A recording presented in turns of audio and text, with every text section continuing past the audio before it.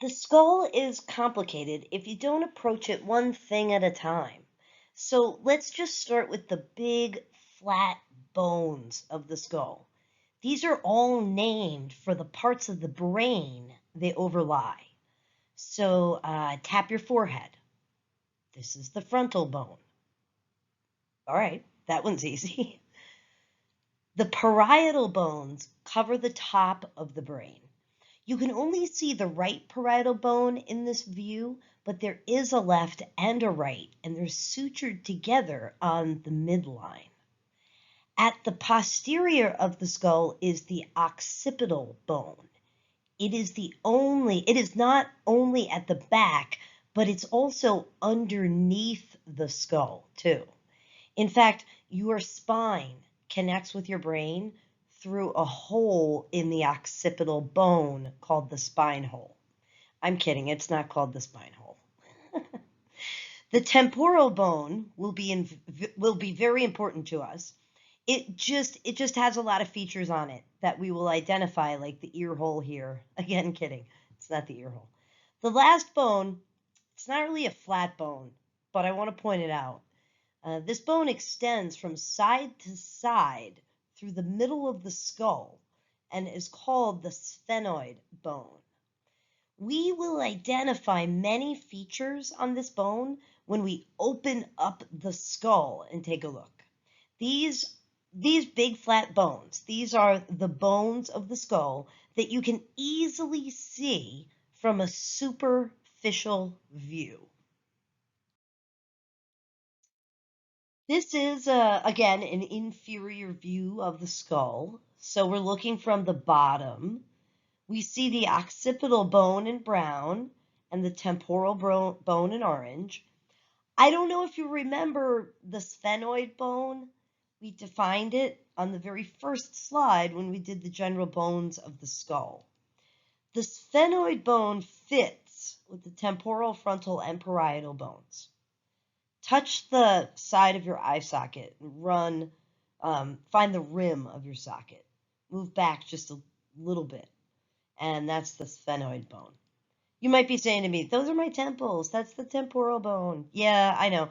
The sphenoid bone is just a very, very small sliver of a connection on the lateral side of the skull.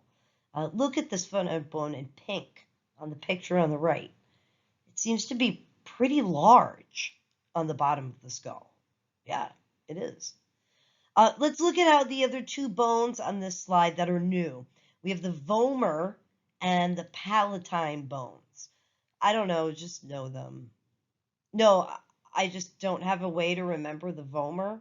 In fact, it's the one bone that I always forget.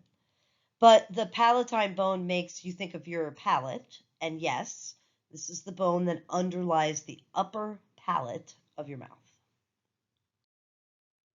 It never ends, right? The skull has so many features. This is the last view of the skull that we consider. When you study the skull, a good way to study is to go through the views and name the bones. Not really think about knowing the bone, but understanding each view. This picture here is a superior view with the parietal bones cut away at the top. Look at the picture on the left to get a sense of what you're seeing. So this is like removing the brain and looking top down.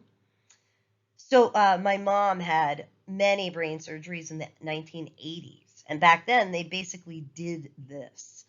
She had a scar beginning at her temples and circling her head. I mean, can you imagine healing from a surgery that basically lifts your brain up and out?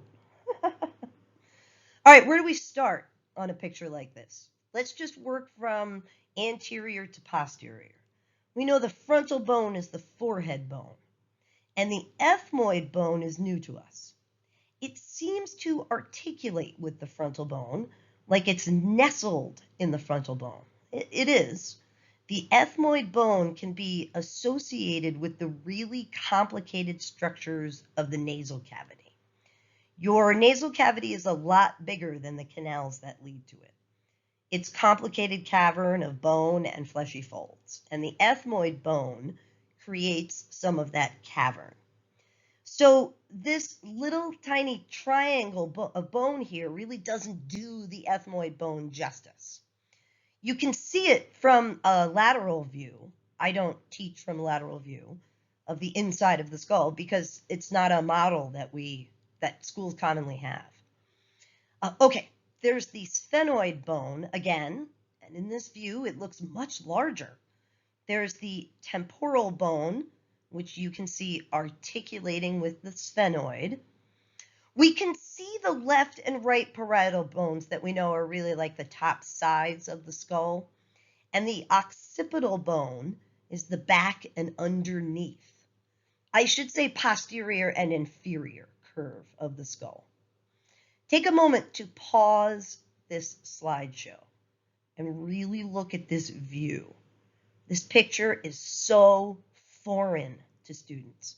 Have you ever looked at a skull in this way? Most have not. Some have. It's important to linger on figures like this. You know the skull from the outside. Know it from the inside too. Please. Let's take a look at the two structures on the occipital bone, the brown bone, that can also be seen from this inferior view that we've been working on. The occipital bone is brown. Just want to remind you, the hole in the middle of the bone is where the spine punches through and connects to the brain. And this is called the spine hole. No, I'm sorry. It's called the magnum foramen, meaning large hole. I once had a class that they just kept calling it the spine hole. The occipital condyles are lateral to the magnum foramen. You are thinking that these can't be condyles, right? Because we know that condyles, they're like nubby ends of bones like the femur. Well, it applies here, pretty much. These are little nubs sticking out from the flatness of the bone. And these nubs sit on the atlas, which is C1, or the most superior vertebra. Atlas was the mythical man who held the weight of the world on his shoulders. The atlas bone has structures that cradle these condyles, allowing you to nod your head yes. Go ahead and nod your head yes. And as you do, these condyles rock back and forth on the atlas. We'll talk about shaking your head no when we go over vertebra.